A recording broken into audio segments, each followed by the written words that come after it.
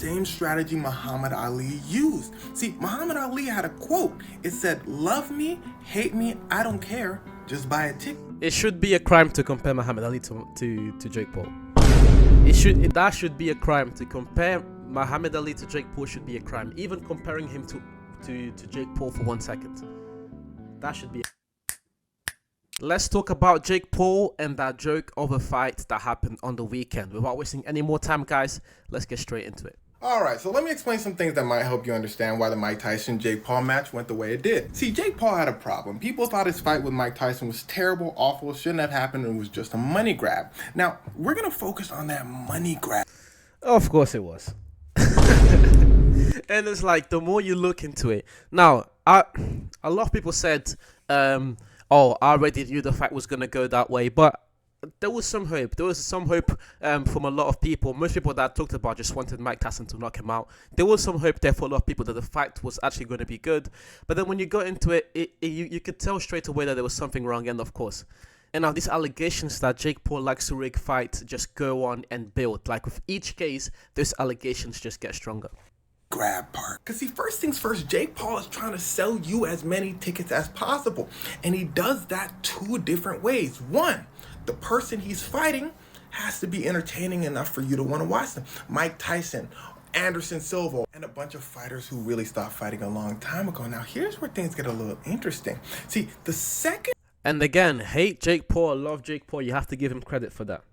You have to give him credit for being able to get these names, these big names, time and time again. As he just said, Anderson Silva and Mike Tyson, those are two of the... You could argue that they're both the GOAT of their individual sports. You can say that Anderson Silva is the GOAT of MMA. You can say that Mike Tyson is the GOAT of boxing. You can make a good case for both of those fighters, and yet they both wanted to fight Jake Paul. Yes, of course, the main reason why is because of money. They wanted a quick paycheck, but nonetheless, the fact that they even decided to agree with this, you have to give Jake Paul some credit. But of course, as we're gonna get into That's what she said. But as we're gonna get into it, we're gonna see how Jake Paul's been rigging these fights, and why right now most people just don't care. I feel like you can't really top Mike Tyson in terms of names, unless he goes and fights someone like Canelo or something like that. Unless he goes and fights a real boxer, in terms of these gimmicky fights, he can't find any bigger name than Mike Tyson, and people are just not gonna care enough. His core fan base, of course, are gonna care, but it's gonna be very hard for him to get the same pull as he did in this fight, because again, these fights just look rigged. Let's carry on. Second thing that Jake does to sell you tickets is by trying to make you hate him. And well, that's kind of easy for him because everyone already hates him, but he puts on glasses. He calls himself the problem child. You want to see one of these older legends, so you watch the show. But let me let you in on a secret. Jake Paul is in a lot more trouble than you would think, because what he thinks he's doing is using the same strategy Muhammad Ali used. See, Muhammad Ali had a quote. It said, "Love me, hate me, I don't care, just buy a ticket." It should be a crime to compare Muhammad Ali to Jake Paul. That should be a crime to compare Muhammad Ali to Jake Paul. Should be a crime. Even comparing him to Jake Paul for 1 second, that should be a crime. Because not many people know this, but when Muhammad Ali was first starting out his career, people hated him. Because Muhammad Ali was not your traditional boxer. He was always making jokes, always running his mouth, while other boxers were stoic, locked in. So people wanted to see Muhammad Ali get silenced. People would buy a ticket, Muhammad Ali would win.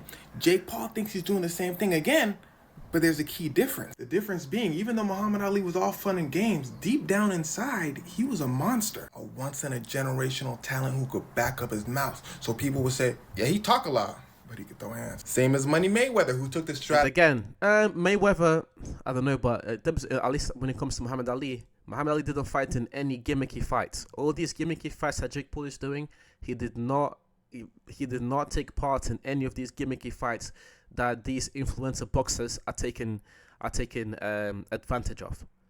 Yes, these fights make a lot of money, and again, I'm never going to criticize someone for making a lot of money without hurting someone else or without putting other people's life in jeopardy. If you're making money and it's legal, then props to you.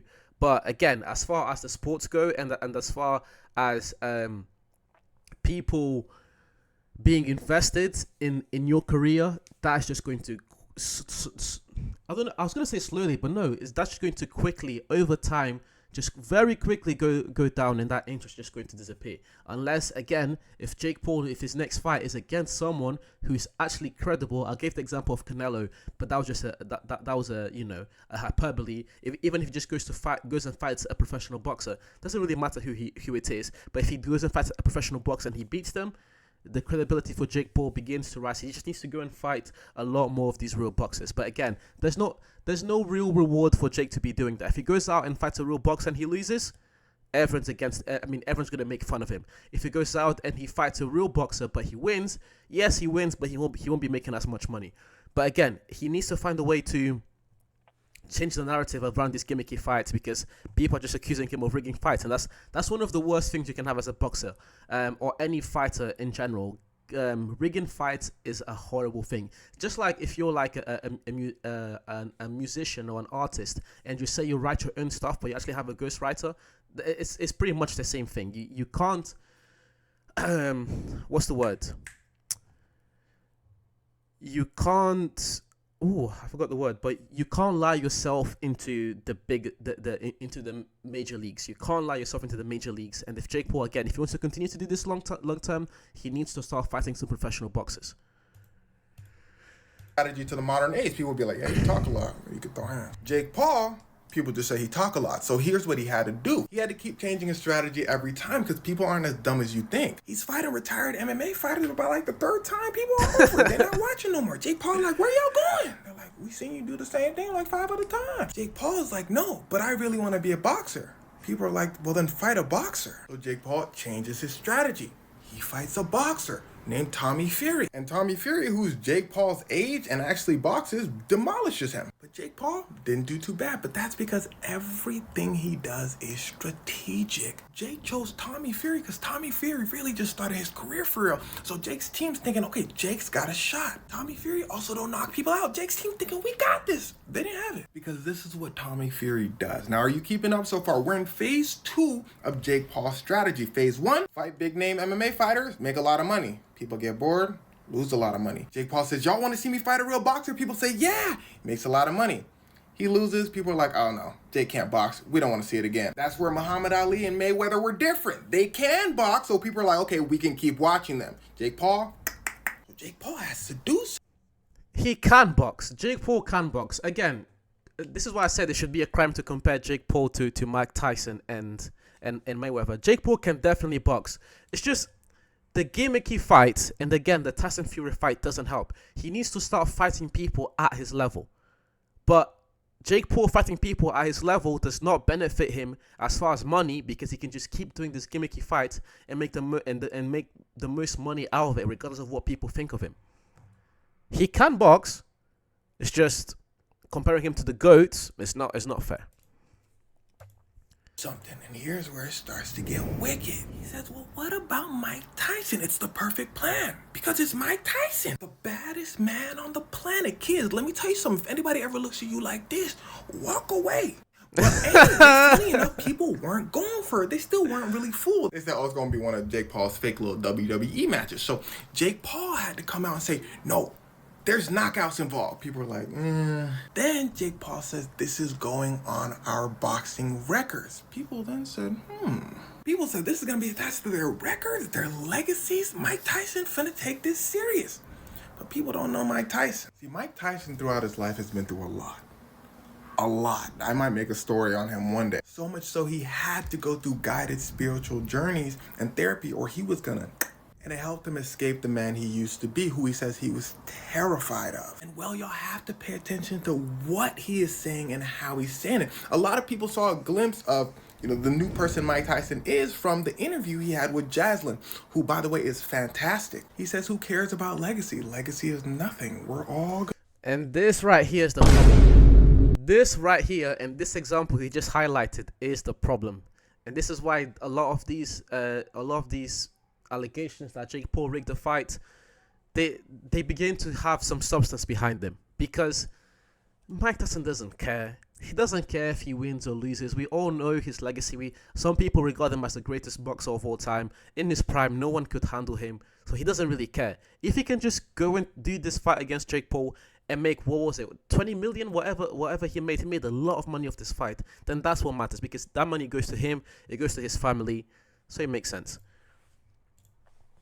Gonna be gone soon, turned to dust. Which means he probably doesn't care about his boxing records, but most importantly, look at who he's saying this to. He's saying this to a child. When you talk to a child, you're supposed to say things a certain way, but Mike Tyson just says how he feels. And that's why I think the Jake Paul and Mike Tyson fight wasn't scripted, but it's probably a lot simpler than that. I think on Mike Tyson's end, one, he wanted $20 million that he got paid for the fight, and two, he wanted to box again, just for fun. In fact, he says this at the end of the match. Just complete honesty. They asked him after the match, they said, "You gonna do this again?" What you're supposed to say is, "No, I'm just an old man. These legs ain't what they used to be." Then everyone cheers. And then maybe you do it again if you feel like it. But he said, "Yeah, I think so." The interviewer said, "Oh, why?" He said, "Because I have fun." He says maybe he'll box the other Paul brother. Who knows? But I feel like Mike is just coasting. Also, Mike Tyson's 58. Jake Paul's 27. Yeah, that's crazy. Mike Tyson's almost 60. Jake Paul is not even 30 yet. Mike Tyson's about to turn 60. Now, that wasn't a fair fight. Even if it wasn't rigged, that was never a fair fight. Come on. Even if it wasn't rigged, it wasn't a fair fight. Let's stop it. There doesn't need to be a script. Jake Paul is gonna probably win. Wait, but listen to me. Not every 27-year-old could just beat Mike Tyson. Jake Paul is not that bad of a boxer. Again, he's probably not gonna be boxed. I've said this before. Now, a lot of people, they just hate on Jake Paul for the sake of hating on Jake Paul, which I find a bit weird. If you hate Jake Paul, let me know in the comments why you hate him. Why would you hate another human being? Because I know a lot of people haven't met Jake Paul in real life, and yes, you can see he's a bit weird, but to hate on someone, that takes a lot of energy. I don't hate Jake Paul. I do think some of the things he does are weird, but at the same time, I need to give him credit where credit is due. And at least when it comes to boxing, he's a competent fighter. But if he wants to be taken seriously, he should be fighting fighters at his level, which would be in and around the amateur level. Because when he went in for against Fury, he got dominated. He needs to start doing fights at a lower level so he can start winning those fights. But again, as I said before, there's no point for Jake Paul to be doing those fights because he can just do this gimmicky fight and make the most money out of it. 20 million plus the bonus for winning. Come on. That's generational money. And Jake Paul is doing that every year or twice a year. He's doing these fights. So I can't even hate on the guy. In terms of that really do that and are his age, but an older retired boxer with an injured leg, probably. Jake Paul's also not dumb enough to knock out Mike Tyson or even hurt Mike Tyson. If Jake Paul did that, his career would have been over. And that's why for the last few rounds, Jake Paul didn't really swing. He thought Mike Tyson was tired. He was like, all right. And really, it's a win for Mike, and actually not as big as a win for Jake as you would think. Yeah, he made a lot of money doing this, but money isn't everything. He can't do this again. People will not be fooled again. Next time he gets in the ring, he gotta fight. Because if he don't throw hands with a boxer his age, he gotta challenge Kamala Harris. Cause ain't no Kamala Harris is crazy. Oh, that's crazy. That's from the bottom of his heart. He wants to be taken seriously as a boxer, and he wants to become world champion. He not like this guy. Remember what we talked about? I don't think Jake Paul wants to be a world champion. I don't think Jake Paul cares about being world champion. If he cared, he would be doing those fights that I was talking about before. He would be fighting the people I mentioned before.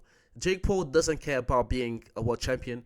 Why would you want to be a world champion when you're making 20 million plus bonus on a fight? And he's already rich. He's already rich, and he's still doing this 20 million plus the bonus. I'm not saying he doesn't work hard. He definitely works hard, but he doesn't care about being world champion. If he did, he would not be fighting Mike Tyson. No one that has aspirations to be world champion, no one that respects the sport of boxing really would fight Mike Tyson when he's almost 60. Come on. The motivation is definitely money. About earlier, kids, you see those eyes, you walk away. You walk away. You run away. If y'all don't know who this guy is, don't worry. He's coming soon. Again, you walk away. This one's a little harder. Let me cover this for you. Walk away. But anyways, guys, I appreciate you watching till the end. Please leave a like, comment, subscribe, share, do all these things to please help me grow this channel. And as per usual, I'll see you soon.